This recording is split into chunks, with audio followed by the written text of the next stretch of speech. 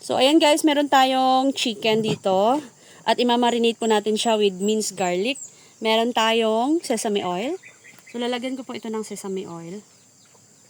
Yan. Tapos po, oyster sauce. So, imamarinate natin sa oyster sauce. And then, Knorr liquid seasoning.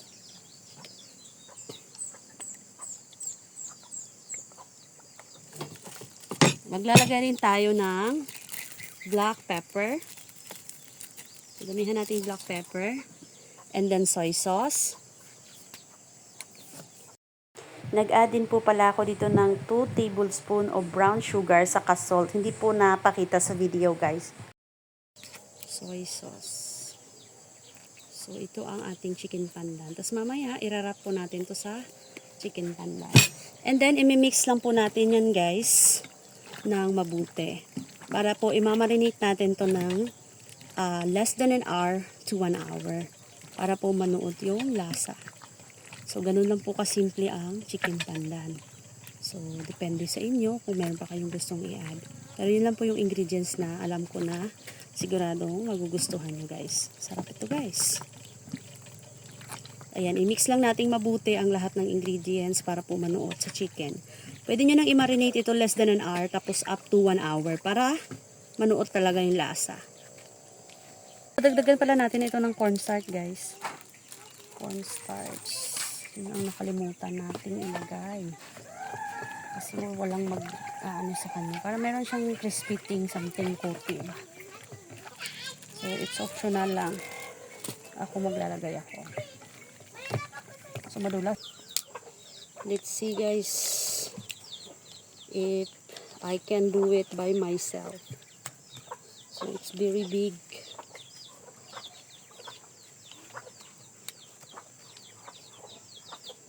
Oh my God.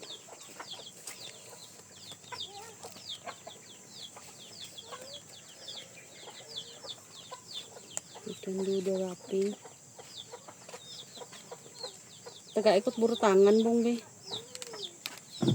So, pasok here para mag-lock. Look. Oh my God.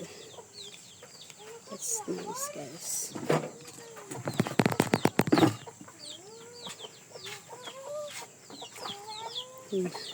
Ang galing ko.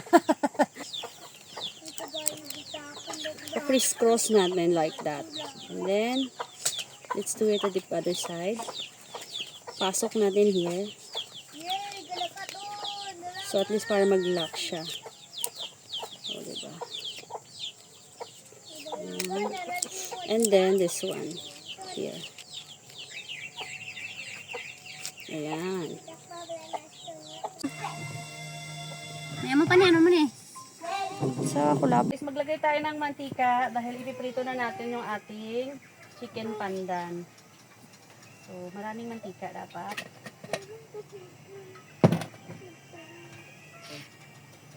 So, ayan guys, lulutuin na natin yung ating chicken pandan. So, requested by Philmar from San Diego.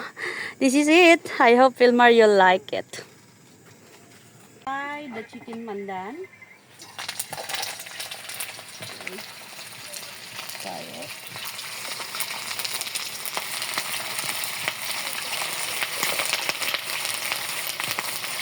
Yung aroma kasi ng pandan, masarap yan.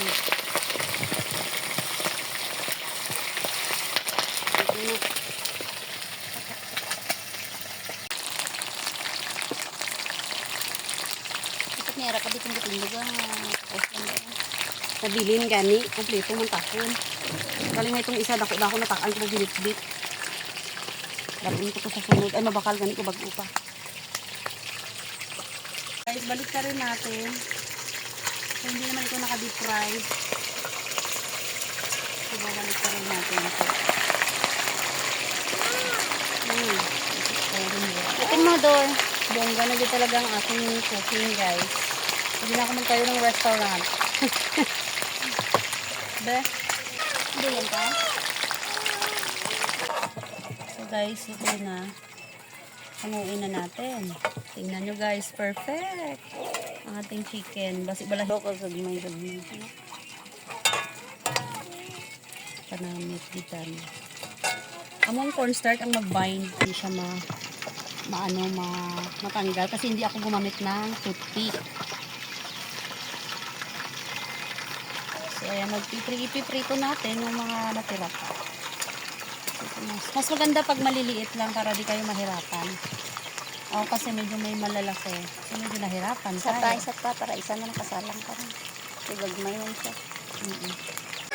Guys, kainan na. Inulan na naman kami kagaya ng dati.